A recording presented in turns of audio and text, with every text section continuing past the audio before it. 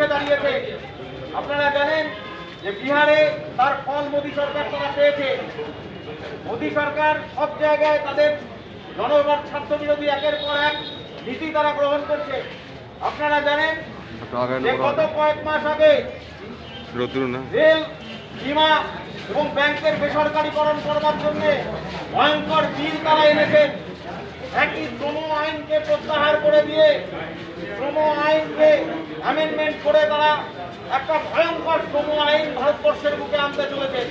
কৃষি বিল, কৃষক ধরা এক কৃষি বিল তারা ভারতবর্ষের মানুষের কাছে উপস্থাপিত করতে চলেছে। এর ফলে গোটা দেশের কৃষক সমাজ তারা ভয়ঙ্কর ভাবে ক্ষতিগ্রস্ত হবে। কৃষকদের হাতের থেকে ক্ষমতা চলে যাবে মজুতদের হাতে।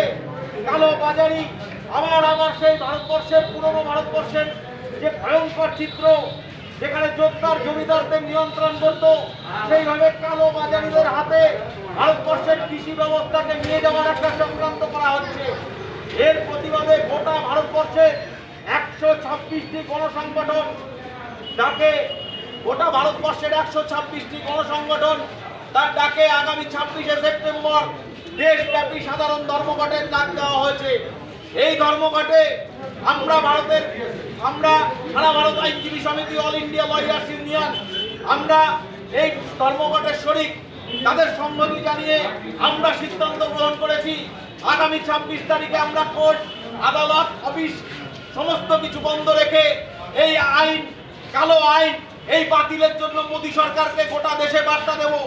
আগামী দিনে যাতে মোদী সরকার এই ধরনের কোনো বিলকে আইনে রূপান্তরিত না করতে পারে, তার জন্য দেশব্যাপী যে আন্দোলন, সংহতি জানিয়ে আগামী 26শে সেপ্টেম্বর গোটা দেশে ধর্মঘট হবে।